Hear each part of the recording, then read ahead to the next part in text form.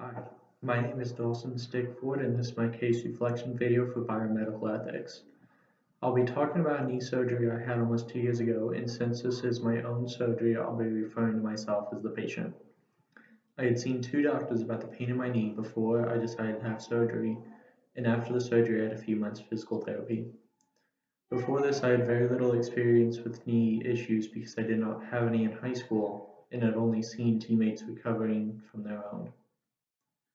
My knee pain started when I was walking back to my apartment and my knee randomly buckled. After it buckled, it hurt to straighten and I could hardly put any weight on it. So I had made a doctor's appointment to get it looked at, and the first doctor only did manual tests and could not decide if I had torn my meniscus or damaged my MCL, so they referred me to a second doctor who was an orthopedic surgeon. The second doctor did an x-ray and MRI of my knee and saw that I had a tear in my medial meniscus and only gave me the option to do surgery.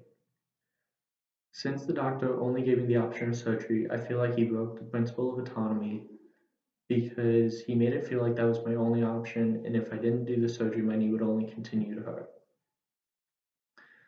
I would say he also broke the principle of benefice because surgery was not my only option, and doing the surgery put a lot of extra stress on myself because I would not be able to work, so I was not sure how I would be able to pay my bills. I would say the second doctor did not break the principle of non-maleficence because no one but myself was harmed with the decision to do surgery. He also did not break the principle of justice because it was a simple surgery that he had done many times and it did not require many tools.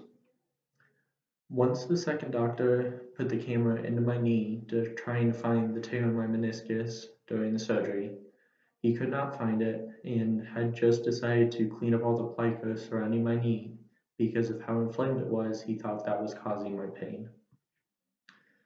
I did not have anyone to consult with before having the surgery, and my parents only came up to help get me to the hospital for the surgery and take me back to my apartment after I was released from the hospital. Then they went home so that they could go to work the next day. After the surgery, they required me to stay for a few hours just so that they could make sure I reacted okay to the medication they gave me for the pain and to make sure my knee was not in any more pain. This situation affected me because it's made me a bit more distrustful of what doctors say when and if surgery is really needed to fix the issue. It's also increased my desire to become a physical therapist and help people with similar injuries get back to doing activities that they enjoy. Ever since my knee surgery, I've tried to be more careful and not do things that would put my knee in a weird angle or put too much stress on it. So it's kind of changed my lifestyle, and instead of being as active and gung-ho about doing anything and everything, I've been a lot more reserved and try not to do that as much. As an inspiring healthcare provider, this has just made me a lot more compassionate and understanding to people with knee injuries because I've had my own knee injury now and I know what they're going through and can better understand the issues that they are having.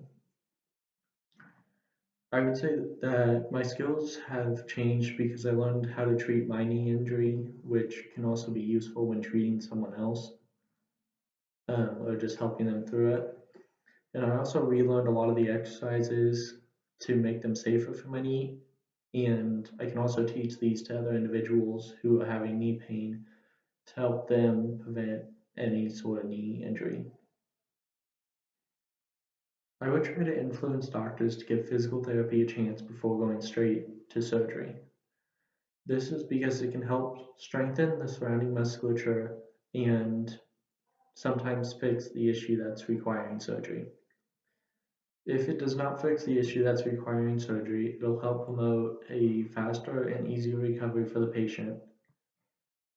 It can also be cheaper for the patient because then they can still continue to work, where if they decide to do the surgery, they would be out of work until it's deemed that they are able to return and do all their tasks.